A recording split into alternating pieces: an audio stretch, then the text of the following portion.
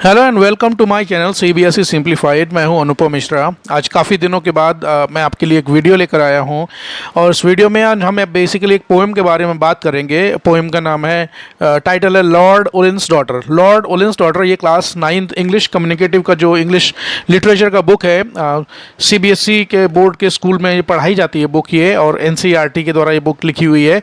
तो उस बुक का ही एक क्लास 9 का ये पोएम है, Lord Ullin's daughter, written by Thomas Campbell. तो ये पोएम बेसिकली है क्या, इस पोएम के बारे में हम बात करेंगे डिटेल में, लाइन बाय लाइन एक्सप्लेनेशन, साथ साथ इसके जो डिफिकल्ट वर्ड्स हैं उन वर्ड्स का एक्सप्लेनेशन, और इसके अलावा जो पोइटिक डिवाइसेस हम उसके बारे में बात करेंगे, राइमिंग स्कीम की बात करेंगे, पोएम के थीम की बात करेंगे, और लास्ट में जो पोएम का समरी है उस पोएम के समरी के बारे में भी हम बात करेंगे। आप लोगों ने जिन जिन लोगों ने चैनल को सब्सक्राइब किया हुआ उनका लगातार सपोर्ट करने के लिए बहुत बहुत धन्यवाद। अगर आपको इस चैनल के कंटेंट अच्छे लगते हैं और या फिर आपका इस जो भी वीडियो मैं इन पर अपलोड करता हूं, खासकर जो एजुकेशनल वीडियोस हैं उनके बारे में कोई आपका कमेंट, कोई सुझाव है, कोई एक्सपर्ट ओपिनियन है, तो आप कमेंट सेक्शन में जाकर मुझसे ज़रूर उस चीज़ को शेयर कर सकते हैं। चलिए शुरू करते हैं। तो बेसिकली ये पोएम है क्या, Lord Ullin's daughter, written by Thomas Campbell. ये बेसिकली ये पोएम एक बैलेड है। बैलेड होता क्या है, वो ballad is a poem in which a story is narrated. एक बैलेड में एक पोएम एक होती है और जिसमें किसी स्टोरी, किसी कहानी को नरेट किया जाता है। तो बेसिकली एक बैलेड है। और है क्या, थोड़ा सा मैं ब्रीफली आपको एक्सप्लेन कर देता हूँ पोएम है किस बारे में। ये पोएम है एक चीफ्टेन है। उससे पहले थोड़ा सा मैं समझना होगा कि इस पोएम का जो बैकग्राउंड है यानी कि सेटिंग वो है क्या कि ये पोएम का जो सेटिंग है, सेटिंग देखिए बेसिकली होता है कि कोई भी जब हम कहानी पढ़ रहे हैं या कोई भी पोइट्री हम स्टोरी पढ़ रहे हैं या पोएम पढ़ रहे हैं, तो उसमें जो कैरेक्टर्स डिस्क्राइब किए गए हैं वो कैरेक्टर्स बेसिकली रहते कहाँ हैं, या फिर वो जो इंसिडेंट्स उस कहानी में या उस पोएम में डिस्क्राइब किए गए हैं, जो चीज़ें हो रही हैं वो बेसिकली हो कहाँ पर रही हैं। तो इस पोएम का जो सेटिंग्स है वो स्कॉटलैंड का माउंटेन एरिया है, वहाँ पर ये सारी चीज़ें हो रही हैं। अब है क्या, इस पोएम में बेसिकली 3 लोग हैं मुख्यतः, बल्कि 4 लोग कह सकते हैं। एक चीफ्टेन है। चीफ्टेन बेसिकली जैसे हिंदी में सेनापति बोलते हैं, तो ये चीफ ऑफ द आर्मी है। और उसकी एक लवर थी जिससे बाद में वो शादी कर लेता है, तो उसकी वाइफ है। और लॉर्ड ओलिन है इसमें। लॉर्ड ओलिन की बेटी से ये चीफ्टेन जो है शादी कर लेता है, बिना फैमिली की एक्सेप्टेंस के, या कहो कि उनकी बिना अप्रूवल के शादी कर लेता है। और उसमें एक बोटमैन है, एक नाविक है, जो किन दोनों को चीफ्टेन को और उसकी वाइफ को नदी पार करवाने की कोशिश करता है, और बाद में तीनों लोग इनका ट्रेजिकली नाव पलट जाती है और तीनों लोग उसमें मारे जाते हैं। तो इस बारे में ये बेसिकली कहानी है। तो पहले पढ़ लेते हैं, लाइन बाय लाइन एक्सप्लेनेशन करूंगा। A chieftain to the highland bound cries, boatman do not tarry और and I will give thee a silver pound to row us over the ferry. देखिए चीफ्टेन, जो डिफिकल्ट वर्ड्स हैं सभी को मैंने red में highlight किया हुआ है। जितनी भी पोइटिक डिवाइसेस जहाँ जहाँ पर है उन सभी को भी मैंने रेड में हाईलाइट किया हुआ है, और मैं जहाँ जहाँ पर ज़रूरत पड़ेगी मैं आपको एक्सप्लेन करता चलूँगा।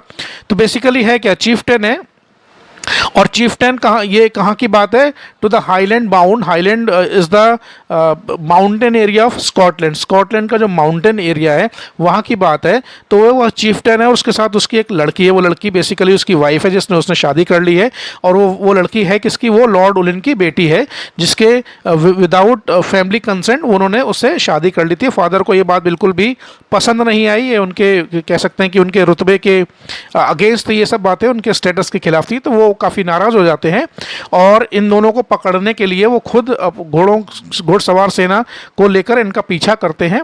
और पीछा करते करते ये जो लोग हैं पहले ही निकल आए थे और वो उनका भी पीछा कर रहे हैं, वो सीन में बाद में आते हैं। तो ये बेसिकली एक जगह पर खड़े हुए हैं और वहाँ पर एक नाव वाला है, उनसे कह रहा है, क्या कह रहा है, a chieftain to the highland bound cries, boatman do not tarry. वो बोटमैन से रिक्वेस्ट करता है, टेरी का मतलब डिले करना, देर मत करो। कहता है कि बोटमैन देर मत करो, हमारी जान को खतरा है। And I will give thee a silver pound. Thee का मतलब होता है तुझे, एंड फेरी होती है छोटी सी नाव। कह रहा है तुम मुझे अपनी छोटी सी बोट पे बैठालकर ये जो पानी है, इस पानी से मुझे पार करा दो। देखिए बेसिकली है क्या कि जहाँ पर ये खड़े हैं, ये जो लड़का था वो एक chief of the uvula island, uvula island का वो चीफ है। ऑलराइट, तो उल्वा आइलैंड और एक दूसरी जगह आइलैंड है, दोनों के बीच में एक झील है, उसको लॉक गाइल बोला गया है। अगले पैराग्राफ में आएगा, मैं उसको समझाता हूँ आपको वो है क्या बेसिकली। तो वो कह रहा है कि भाई इस झील के जो हम किनारे खड़े हुए, मुझे इसको अपनी नाव में बिठाकर मुझे क्रॉस करा दो, ताकि मैं किसी एक सेफ जगह पर वापस चला जाऊँ और मेरी वहाँ पर जान बच जाए। तो बोटमैन से रिक्वेस्ट करता है कि बोटमैन देर मत करो, मैं तुम्हें एक सिल्वर पाउंड दूंगा, चांदी का सिक्का दूंगा, और हमें तुम्हें सिर्फ इतना करना है, मुझे और मेरी वाइफ को बिठाकर इस झील को जो है पार करवा दो कैसे भी करके। And now who be ye would cross Loch, इसको LOCHGYLE लॉक गेल, ऐसे इसको इस तरीके से प्रोनाउंस करना है। This dark and stormy weather, O I am the chief of Ulva isle and this Lord Ullin's daughter. कह रहा है कि अरे देखो, ये जो लॉक गेल बेसिकली एक झील है जो कि दो आइलैंड के बीच में सिचुएटेड है, और इस झील को पार करके दूसरी तरफ जाना चाहते हैं अपनी जान को बचाने के लिए। कह रहा है कि अरे भाई, आप इस मौसम को देखिए, कितना अंधेरा हो रहा है और कितना तूफान सा आने वाला है, मौसम वैसे भी बहुत खराब है, तो इस ऐसे मौसम में अपनी जान को जोखिम में डालकर आपको ये झील कौन पार करवाएगा। तो वो लड़का अपना इंट्रोडक्शन देता है कि भाई मैं कोई साधारण आदमी नहीं हूँ, I am the chief of Ulva island, मैं उल्वा आइलैंड का चीफ हूँ, और मेरे साथ जो लड़की है वो कोई ऑर्डिनरी साधारण लड़की नहीं है, वो एक राजा की बेटी है, लॉर्ड ओलिन की वो बेटी है। अब उससे पहले हम आगे बढ़ें तो दो तीन बातें और इसमें से जो इम्पोर्टेंट वो आपको मैं बता देता हूँ। पहला तो इसका राइमिंग स्कीम देखने के लिए अगर हम फर्स्ट स्टेंजा को देखें और हर स्टेंजा के लाइन के आखिरी वर्ड्स को राइम करने की कोशिश करें, तो पहले में बाउंड, फिर टेरी, फिर पाउंड और फेरी।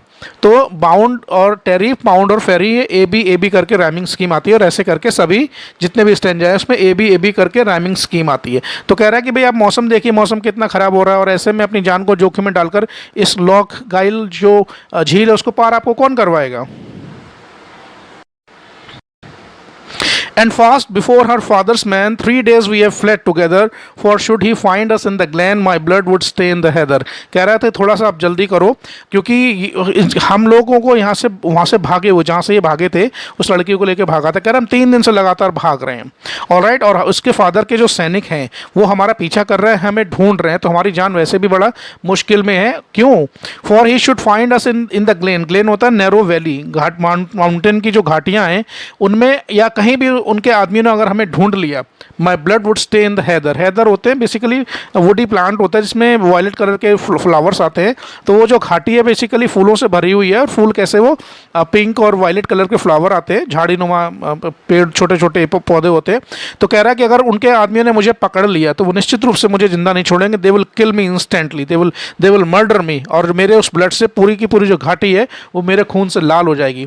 तो ये लास्ट वाली जो लाइन है उसको मैंने रेड में हाईलाइट किया है। यहाँ पर एक पोइटिक डिवाइस है जिसको बोलते हैं हाइपरबोल। हाइपरबोल में होता क्या है कि किसी साधारण सी बात को इस तरह से एग्जेजरेट कर दिया जाता है, ओवर स्टेट किया जाता है कि वो बात हमें असंभव सी मालूम पड़ती है। तो कह रहा है कि मेरा जो खून बहेगा और उस खून से पूरी की पूरी घाटी कैसी हो जाएगी, लाल हो जाएगी, इतना खून बहेगा। His horsemen hard behind us ride, should they our steps discover, then who will cheer my bonny bride when they have slain her lover।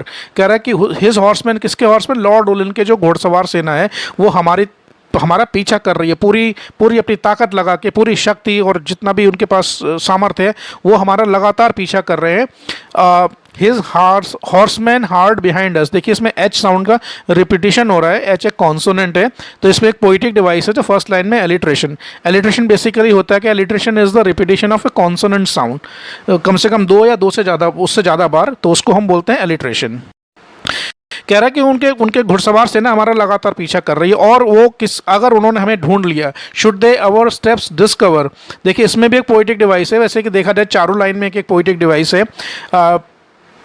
Should they our steps discover, इसमें देखिए वर्ड्स का सीक्वेंस को change किया गया है, सिर्फ rhyming करने के लिए, पोएम को, स्टेंजा को राइम करने के लिए वर्ड्स का जो सीक्वेंस है उसमें थोड़ा फेरबदल कर दिया गया, आगे पीछे वर्ड कर दिए गए। इसको बोलते हैं पोएटिक डिवाइस को इन्वर्जन। कि अगर उन्होंने हमें कहीं ढूंढ लिया, then who will cheer my bonny bride when they have slain her lover. Bonny bride जो वर्ड है वो उस लड़की के लिए आया जो कि बहुत ही खूबसूरत, बहुत ही अट्रैक्टिव लड़की है, इसलिए बोनी ब्राइड उसको बोला गया कि मेरी जो इतनी खूबसूरत वाइफ है, अगर उन्होंने मुझे मार दिया तो मेरे मरने के बाद उसकी देखभाल देखभाल कौन करेगा और उससे प्यार कौन करेगा और उसके बारे में ये सब चिंता और जो मतलब उसका देखभाल कौन करेगा मेरे मरने के बाद। लास्ट वाली जो लाइन है, when they have slain her lover question mark, ये बेसिकली ये भी एक पोइटिक डिवाइस है जो जिसको बोलते हैं रिटोरिकल क्वेश्चन। रिटोरिकल क्वेश्चन क्या होता है? रिटोरिकल क्वेश्चन वो क्वेश्चंस होते हैं जिनमें सवाल तो होता है लेकिन उनमें कोई आंसर एक्सपेक्ट नहीं किया जाता कि उसमें कोई इसका आंसर होगा।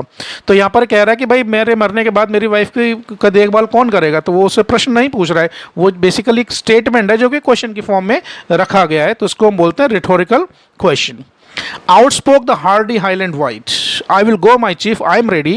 It is not for your silver bride, but for your winsome lady. कह रहा कि वो जो नाविक था, जो छोटी फेरी मतलब छोटी सी बोट पर बैठा हुआ था, तभी एकदम वो बोल पड़ा जब उसको सारी सिचुएशन समझ में आई। When he understood the entire situation, he spoke out. उसने क्या, और हार्डी, हाईलैंड, वाइट, ये तीनों वर्ड ये उस आदमी के लिए यूज़ किए गए। हार्डी का मतलब वेलियंट, बहादुर, हाईलैंड का मतलब स्कॉटलैंड का रहने वाला, वाइट का मतलब योद्धा। उस बहादुर योद्धा जो स्कॉटलैंड का निवासी था, उसने बोला कि नहीं नहीं, आपकी बात मेरी समझ में आ गई है और चाहे कुछ भी हो जाए मैं आपको बोट से ये पानी जो है, झील है, उसको पार कराने के लिए तैयार हूँ। इसलिए नहीं कि आप मुझे इसके लिए सिल्वर कॉइन दोगे, बल्कि आपकी जो लेडी है, आपकी जो वाइफ है, विंसम लेडी मतलब बहुत ही अट्रैक्टिव, बहुत ही सुंदर, चाइल्ड लाइक इनोसेंस जिसके चेहरे पर दिखता है, उस लेडी के लिए मैं अपनी जान को जोखिम डालने के लिए तैयार हूँ। I am ready to put my life in danger and I will take you to the other side of the lake. And by my word, the bonny bird in danger shall not tarry. So though the waves are raging wide, I will row you over the ferry. And by my word, कह रहा है कि मैं आपको भरोसा देता हूँ। I promise you, मैं आपको you can take my words, मैं आपको बिल्कुल पक्का भरोसा देता हूँ, मेरा प्रॉमिस करता हूँ। द बोनी बर्ड ये वर्ड जो शब्द है वो उस लड़के के लिए आया है। ये बेसिकली एक मेटाफर है, एक सुंदर लड़की के लिए, जो लड़की है वो बहुत सुंदर है, उसके लिए दो शब्द यूज़ किए गए कि जो खतरा है, जो डेंजर है, उस खतरे को देखते हुए मैंने डिसाइड किया कि अब हमें बिल्कुल भी देर नहीं करनी चाहिए। So though the waves are raging white, यद्यपि सामने मैं देख रहा हूँ जो वेव्स हैं, समुद्र की जो झील की जो पानी की जो लहरें हैं वो बहुत ऊंची ऊंची उठ रही हैं और बहुत ऐसा लगता है बहुत गुस्से में है। I will row you over the ferry, मैं आपको अपनी छोटी सी बोट में बिठाकर इस झील के पार ज़रूर ले जाऊँगा। चाहे आप मुझे उसके लिए, इसलिए नहीं कि आप मुझे उसके लिए पैसा देंगे, बल्कि आपकी जो सिचुएशन है और आपकी बात जो आप इसको पार करके दूसरी जगह ले जाना चाहते हैं, मैं इस काम के लिए पूरी तरीके से बिल्कुल तैयार हूँ और मुझे अपनी जान के लिए कोई भी परवाह नहीं है। जो थर्ड लाइन है, so the waves are raging white, यहाँ पर पर्सोनिफिकेशन यूज़ किया गया है। ये भी एक पोइटिक डिवाइस है। जब नॉन लिविंग चीज़ों को हम लिविंग बीइंग मान लेते हैं कि उनके अंदर ह्यूमन क्वालिटीज़ हम डाल देते हैं, तो उसको हम जो पोइटिक डिवाइस है उसको हम बोलते हैं पर्सोनिफिकेशन। आगे बढ़ते हैं। By this the storm grew loud apace, the water wraith was shrieking and in the scowl of heaven each face grew dark as they were speaking. By this the storm grew loud apace, जब ये बातें वो कर रहे थे, वहाँ खड़े होकर आपस में बातें कर रहे हैं, निगोशिएशन नहीं हो रहा है, वो व्यक्ति बहुत ही समझदार, बहुत ही बहादुर था। He understood the entire situation and he immediately decided that he will take the two people across the lake, not because of the silver pound that was being offered to him, but because of the situation. And he saw that the girl and the boy, they were in deeply in love with each other. और वो दूसरी बात है कि उन्होंने शादी भी की हुई थी, आपस में हस्बैंड वाइफ ही थे। तो सारा सिचुएशन समझ के बोला कि नहीं, मैं बिल्कुल जाने के लिए तैयार हूँ।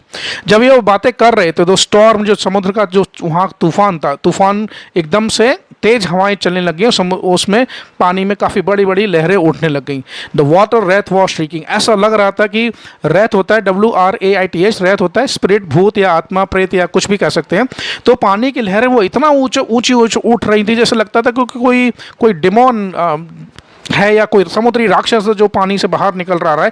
एंड इट वॉज स्ट्रीकिंग, वो बहुत जोरों से शोर मचा रहा है, बहुत जोरों से चिल्ला रहा है। तो ये जो सेकंड लाइन है जिसको मैंने रेड में हाईलाइट किया है, the water wraith was streaking, ये पर्सोनिफिकेशन है, क्योंकि स्ट्रीक जो चीखना चिल्लाना वो एक बेसिकली लिविंग बींग्स की क्वालिटी होती है। या तो एनिमल्स चीखते चिल्लाते हैं या फिर ह्यूमन चीखते चिल्लाते हैं। ऑलराइट, तो water wraith was shrieking personification है। And in the scowl of heaven each face grew dark as they were speaking, और जब वो एक दूसरे से बात कर रहे थे, जब वहाँ पर खड़े होकर बात कर रहे थे, तो उस सिचुएशन की वजह से, वहाँ जो एक टेरेबल सिचुएशन है, ऑलराइट, तो उसकी वजह से ऐसा लगता था दोनों के जो तीनों लोगों के चेहरे थे बिल्कुल डार्क, एकदम से प्रतीत हो रहे थे, चाहे उसको आप डर कहिए या मौसम का असर कहिए या कहिए कि थोड़ा सा वहाँ पर अंधेरा भी हो गया था। ये सारे फैक्टर कंबाइन होकर ऐसा हमें सिचुएशन हमारे लिए प्रेजेंट करते हैं कि देखने में वो बड़ा ही टेरेबल सिचुएशन मालूम पड़ता है। And it was kind of A do और डाई सिचुएशन, या तो करो या मरो की स्थिति वहाँ पर बिल्कुल थी। But still as wilder blew the wind, and as the night grew drearer, down the Glen Road armed band, their trampling sounded nearer. अब जब ये वो खड़े होकर बात कर रहे हैं तो वो हवा जो वाइल्डर ब्लू द विंड, मतलब विंड को वाइल्ड बोला गया है, जैसे जंगली जानवर जैसे हिंसक हो जाता है, आउट ऑफ कंट्रोल हो जाता है, तो वहाँ की जो हवा चल रही थी उस जगह पर खासकर वो हवा और भी ज़्यादा तेज़ चलने लगी। एंड द नाइट ग्रू ड्रियरर, ड्रियर का मतलब खतरनाक, टेरेबल, और रात जो है वो और भी खतरनाक प्रतीत हो रही थी। Adown the glen rode armed men their trampling sounded near, trampling होती है घोड़ों के चलने की, पैरों की आवाज़। तो जब ये सब वहाँ पर सारी चीज़ें हो रही थी, अब उनको क्या सुनाई पड़ रहा है, तीनों लोगों को सुनाई पड़ रहा है घोड़ों के चलने की आवाज़, बहुत तेज़ दौड़ते हुए घोड़ों की आवाज़ सुनाई पड़ रही थी। और ऐसा लग रहा था ये जो दौड़ते हुए घोड़े हैं वो उनके पास धीरे धीरे आ रहे हैं। ये लास्ट वाला जो लाइन है, there trampling sounded near, trampling basically एक ओनोमोटिक पोया, एक पोइटिक डिवाइस होता है, हिंदी में शब्द अलंकार बोलता है। कभी कभी क्या होता है कि कभी पोइट्री में हम कुछ वर्ड्स ऐसे यूज़ करते हैं जो साउंड को इमिटेट करते हैं। ट्रैम्पलिंग बेसिकली घोड़ों के पैरों के चलने की आवाज़ का साउंड होता है। Oh, haste thee, haste, the lady cries, though tempest round us gather, I will meet the raging of the skies, but not an angry father. अब वो लेडी है, वो इतना परेशान हो जाती है और वो उसको बोलती हेस्ट दी, जल्दी करो जल्दी करो। ये वर्ड यहाँ पर रिपीट किया गया है, यहाँ पर पोइटिक डिवाइस, यहाँ पर भी एक रिपीटिशन कह रहा है। दो टेम्पेस्ट राउंड अस गैदर, ये जो तूफान है, जो अंधड़ आंधी चल रही है, तूफान कह सकते हैं, समुद्री तूफान या कुछ भी कहो, कि जो तेज हवा चल रही है, इसने हमें चारों तरफ से घेर लिया है। I will meet the raging of the sky, मैं दुनिया में किसी भी चीज़ का सामना कर सकती हूँ, यानी कि अगर आसमान से भी मुझे लड़ना पड़े या जैसे कहें बहुत ही विपरीत परिस्थितियों से भी लड़ना पड़े, उसका गुस्सा भी अगर मुझे झेलना पड़े तो वो मैं झेल सकती हूँ। But I can not face my angry father, लेकिन मैं अपने पिताजी को फेस नहीं कर सकती। तो उनसे वो बचने के लिए, कि उसको भी लगता था कि पिताजी का गुस्सा इतना ज़्यादा है कि अगर उन्होंने पकड़ लिया तो शायद उस लड़की को भी वो मार देंगे। The boat has left the stormy land, a stormy sea before her. Oh, when too strong for human hand, the tempest gathered over her. अब वो जो इसके बाद वो अगले सीन में क्या होता है, वो बोट वहाँ से चलना शुरू कर देती है। वो जो लॉक गेल करके जो झील है उसको पार करना वो शुरू कर देते हैं। और लेकिन वो सिचुएशन वहाँ पर अभी ऐसी है कि the land has become stormy, इतना ज़बरदस्त वहाँ पर तूफान आ रहा है कि वो जो आसपास का जो एरिया है, जो ज़मीन वाला एरिया है, वो बिल्कुल स्टॉर्मी हो गया है। एंड द स्टॉर्मी सी, और समुद्र भी कैसा है, वो जो पानी है वहाँ पर वो कैसा है, वो भी स्टॉर्मी है, मतलब तूफानी हो गया है बिल्कुल। O too strong for human hand, और वो सिचुएशन ऐसी हो गई, ऐसा लगता था कि भाई ये जो नेचर का गुस्सा है, देखिए नेचर को हैंडल करना इंसान के बस की बात नहीं होती है।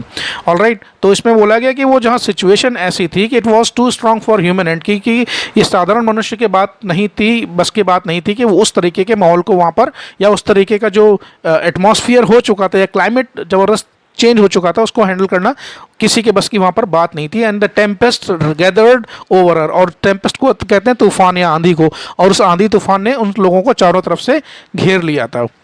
And still they rode amidst the roar of waters fast prevailing. Lord Olin reached that fatal shore. His wrath was changed to wailing. और इसके बाद सब चीज़ों के बाद भी, in spite of all these obstacles and all these disturbances and all these difficulties and problems, they kept on rowing. वो नाव उनकी लगातार चलती रही। ऑफ वाटर फास्ट प्रिवेलिंग मतलब वो समुद्र जो पानी था वो एकदम से उसकी लहरें भी बहुत तेज चल रही थी, वो किनारे की तरफ बहुत तेजी से आ रहा था। उसके बाद भी वो अपनी पूरी ताकत लगाकर नाव में जो बोटमैन था वो अपनी पूरी ताकत और पूरी डेडिकेशन के साथ नाव को चलाता रहा। उसी समय क्या होता है, लॉर्ड ओलिन अपने आदमियों के साथ ही रीच द फैटल शोर। फैटल शोर बेसिकली शोर जो है समुद्र का किनारा है, झील का किनारा होता है, नदी का किनारा होता है, पानी का किनारा भी बोल सकते हैं, और उसको फैटल शोर यहाँ पर बोला गया। फैटल शोर का मतलब ये है कि फैटल वो कोई भी चीज़ हो सकती है, कुछ भी हो सकती है, लिविंग या नॉन लिविंग दोनों चीज़ें, जिससे आपकी जान को खतरा है, जिससे आपकी मृत्यु भी हो सकती है। Something which is very dangerous which can actually take your life. तो वो शोर समुद्री किनारा जो है वो इतना फैटल, उतना घातक हो चुका था कि वो किसी की भी वहाँ पर जान ले सकता था। थोड़ा सा इस चीज़ को आप अपने ढंग से इसको थोड़ा सा समझ सकते हैं। And his wrath was change to wailing, यहाँ पर WRATH, रेथ का मतलब होता है गुस्सा। पहले वाले रेथ RAIT, वो रैथ का मतलब था घोस्ट, यहाँ रैथ का मतलब है गुस्सा। लेकिन जब उसने लॉर्ड ओलेन जब वहाँ पर पहुँचे और उन्होंने देखा किस तरह उसकी उनकी बेटी अपने लवर के साथ एक छोटी सी बोट में बैठी हुई है और किस तरह से वो समुद्री उस तूफान में घिरी हुई है और उसकी लाइफ को पूरी तरीके से कह सकते हैं कि लाइफ पूरी तरह से खतरे में और वो नाव कभी भी पलट सकती है, कुछ भी हो सकता है। तो उसको देखकर उसका जितना भी गुस्सा था वो गुस्सा एकदम से बदल जाता है और वहाँ पर वो खड़े होकर विलाप करने लगता है। वेलिंग मतलब रोने लगता है।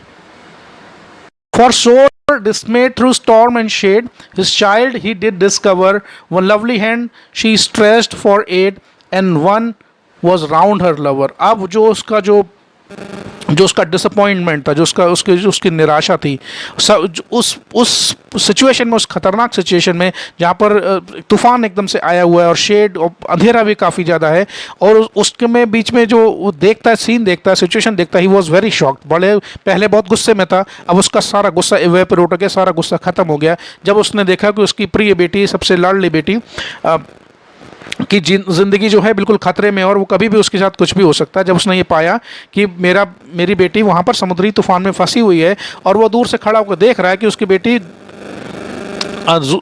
एक हाथ उसने क्या किया, एक हाथ तो उनकी तरफ बढ़ाया कि भाई आप मेरी किसी तरीके से मदद कीजिए, and one was round her lover, और दूसरे हाथ से उसने अपने प्रेमी को कस के पकड़ रखा था। तो कहने का मतलब ये एक तरीके से अब सिचुएशन को समझ गए कि ना तो वो उस परिस्थिति में, ना तो वो अपने लवर को जो उसका हस्बैंड था उसको किसी तरह छोड़ना चाहती थी, और साथ साथ वो ये भी चाहती थी कि भाई किसी तरीके से कोई हमारी आकर मदद करे ताकि हम लोग वहाँ पर बच जाएँ।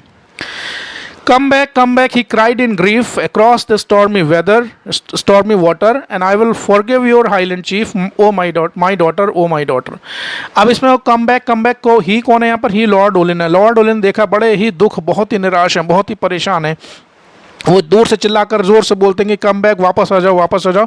मैं तुम्हें कुछ भी नहीं कहूँगा, और तुम्हारा जो हस्बैंड है, जो चीफ टेन है, उसको मैं प्रॉमिस करता हूँ कि मैं उसको माफ़ कर दूंगा, मैं उसको कुछ नहीं कहूँगा। मारने की बात तो छोड़ ही दीजिए, मैं उसको कुछ नहीं कहूँगा। And I will accept you, मैं तुम्हें और तुम्हारे लवर दोनों को मैं एज इट इज़ एक्सेप्ट करता हूँ और मैं तुम्हें कुछ भी नहीं करूँगा। मेरी प्रिय बेटी, तुम कैसे भी करके यहाँ पर वापस आ जाओ।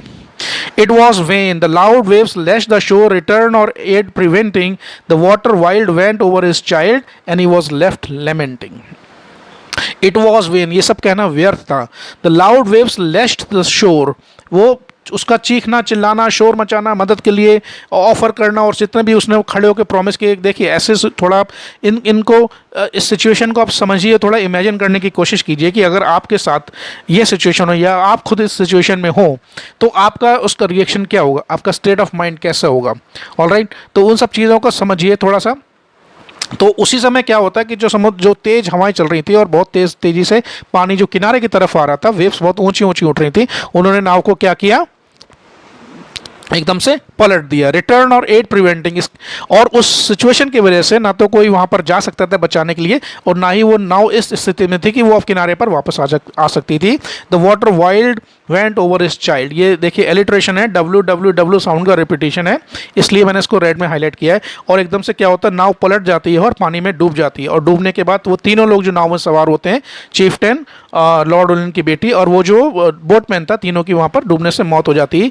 And he was left lamenting, he कौन है यहाँ पर, लॉर्ड ओलिन है, और लॉर्ड ओलिन वहाँ पर बेचारे किनारे पर खड़े होकर सिर्फ और सिर्फ, लेमेंट का मतलब होता है कि to cry over someone's death, किसी की मृत्यु पर विलाप करने को लेमेंटिंग बोलते हैं। तो ये था पोएम का लाइन बाय लाइन एक्सप्लेनेशन। जहाँ तक वर्ड मीनिंग की बात है, अगली स्लाइड में मैंने वर्ड मीनिंग दिए हुए हैं, और आप चाहें तो उसका स्क्रीनशॉट ले लेंगे। सारे वर्ड मीनिंग आपको गूगल में भी मिल सकते हैं, और बुक में भी काफ़ी सारे वर्ड मीनिंग दिए हुए हैं। ये इस पोएम के इंपॉर्टेंट वर्ड मीनिंग्स हैं सारे के सारे, आप इसका स्क्रीनशॉट ले लें, और स्क्रीनशॉट लेने के बाद आप उनको याद कर सकते हैं।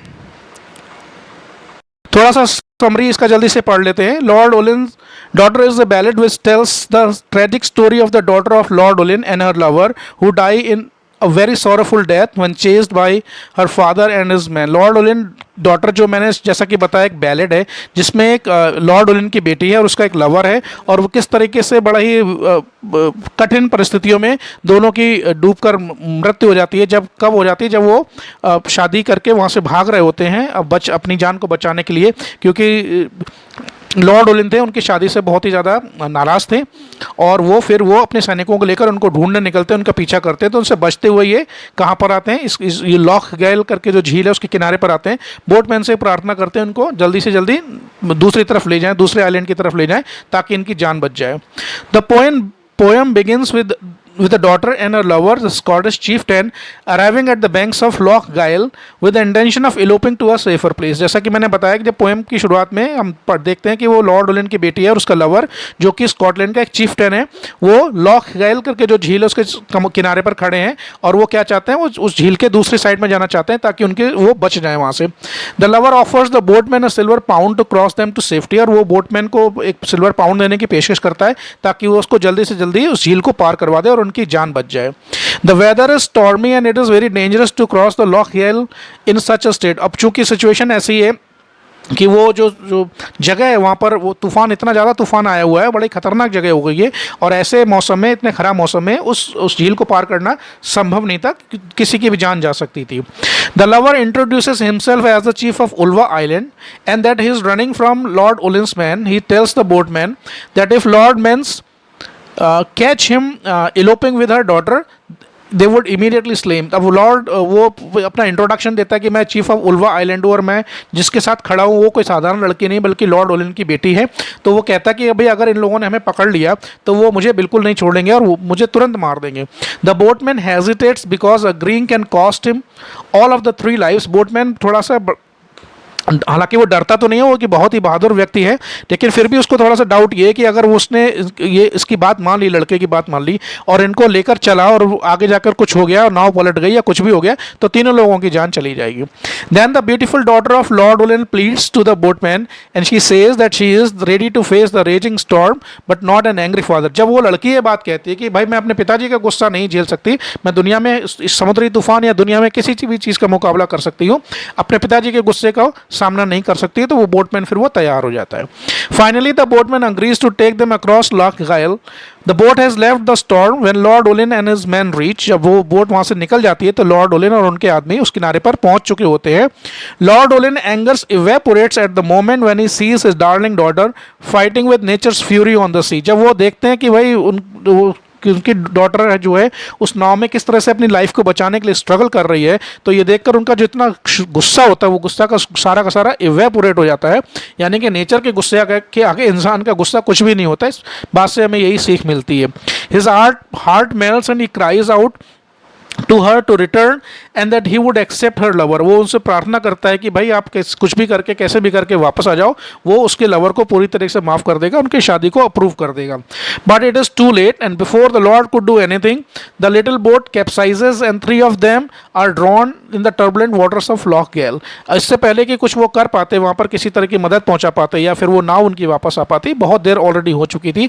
वो नाव पलट जाती है, पलटने से तीनों के तीनों लोग उस पानी में डूबकर मर जाते हैं। तो ये कहानी का एक समरी है, पोएम का समरी है। ये वीडियो आपको कैसा लगा, इसके बारे में आपका कोई सजेशन है तो मुझे कमेंट सेक्शन में ज़रूर बताएं। चैनल को सब्सक्राइब करें, वीडियो को लाइक और जहाँ जहाँ आप इनको शेयर करना चाहते हैं शेयर ज़रूर करें। चैनल से जुड़ने के लिए बहुत बहुत धन्यवाद। आप लोगों का दिन शुभ रहे।